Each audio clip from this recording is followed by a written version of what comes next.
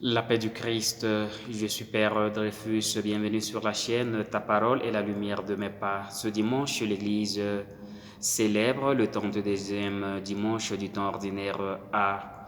Les textes qui nous sont proposés pour notre méditation sont les suivants. La première lecture est tirée de la livre de la sagesse au chapitre 6, le verset 12 jusqu'au verset 16. La deuxième lecture est tirée de la première lettre aux Thessaloniciens au chapitre 4, le verset 18, verset 13 jusqu'au verset 18. L'évangile est extrait de Saint Matthieu au chapitre 25, les versets 1 jusqu'au verset 13. Comme d'habitude, l'Église continue de nous accompagner avec la parole de Dieu. La liturgie de ce dimanche oriente déjà notre regard vers la fin des temps. L'Évangile nous présente la parabole de 10 jeunes filles, dont 5 prévoyantes et 5 insensées, invitées à des noces. Les insensées ont juste apporté la lampe. Les prévoyantes, par contre, ont apporté avec elles la lampe et l'huile de réserve. L'époux tarde à arriver et elles s'endorment toutes.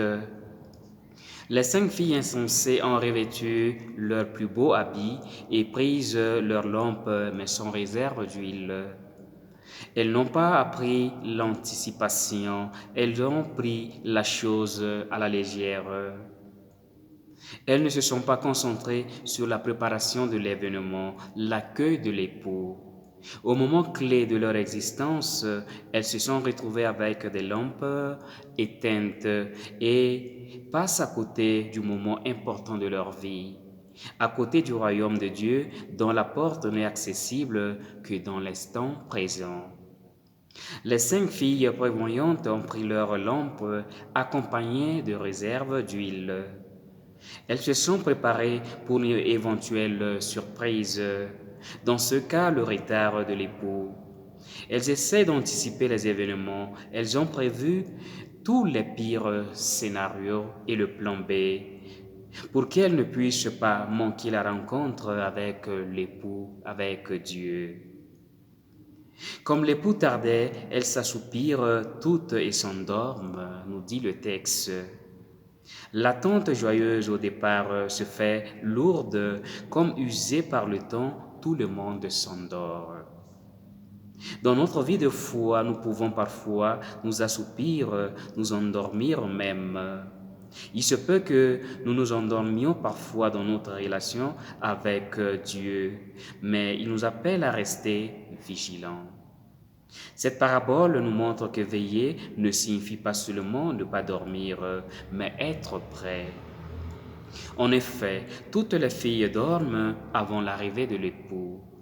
Mais au réveil, certaines sont prêtes, les prévoyantes qui avaient envisagé que la venue de l'époux pouvait longtemps tarder. Et d'autres, non, les insensés. Enfin, retentit le cri que l'époux est là, l'époux est arrivé sans aucun signe avant-coureur. En ce moment précis, les 5 filles insensées se retrouvent avec les lampes éteintes et vont solliciter l'huile auprès des 5 prévoyantes. Je cite, Donnez-nous de votre huile, car nos lampes s'éteignent. Fin de citation. Les prévoyantes leur répondirent, je cite, Jamais cela ne suffira pas pour nous et pour vous. Allez plutôt vous en procurer chez les marchands. Fin de citation. Pourquoi les prévoyantes n'ont pas donné un peu d'huile aux insensés quand elles ont demandé? Sont-elles égoïstes? Non. Le message de cette parabole ne se situe pas du côté du partage, mais de la prévoyance. Il y a des choses qu'on peut donner ou prêter aux autres et des choses qu'on ne peut pas donner ni acheter dans un magasin comme cette huile. Une huile pas comme les autres. Aussi, il y a des choses que les autres ne peuvent pas faire à notre place. Personne ne peut aimer à ma place, personne ne peut croire à ma place, personne ne peut attendre ni persévérer à ma place. C'est bien pour cela que les prévoyantes ne donnent pas de l'huile aux insensés. Et nous remarquons que ces dernières n'insistent pas. Elles essayent au contraire de rattraper leur erreur, à les procurer l'huile. À travers cette parabole, le Christ insiste sur la responsabilité de chacun et de chacune. En fin de compte, nous devons seuls assumer la responsabilité de nos choix. Lors de la rencontre finale avec Dieu, chacun répondra personnellement de ce qu'il a fait ou manqué de faire. La fameuse lampe qui doit rester allumée, c'est celle de notre foi qui éclaire notre vie. Au jour de notre baptême, à travers de la bougie allumée, nous avons reçu cette lampe. Mais cette lampe, c'est un peu comme le téléphone portable. Il faut le recharger chaque jour, sinon il ne sert plus à rien. L'huile qui ne doit jamais manquer, c'est la prière, la parole de Dieu, les sacrements. Les prévoyantes sont celles qui ont choisi de s'installer dans la fidélité. Elles se sont nourries de la parole de Dieu et des sacrements et se sont donné du temps pour la prière. Si nous n'avons pas cette huile, notre lampe s'éteint, notre vie ne porte pas de fruits. À chacun de se poser la question suivante. De quel côté suis-je? Des prévoyants ou des insensés? Cette parabole veut nous montrer qu'il ne suffit pas de bien commencer.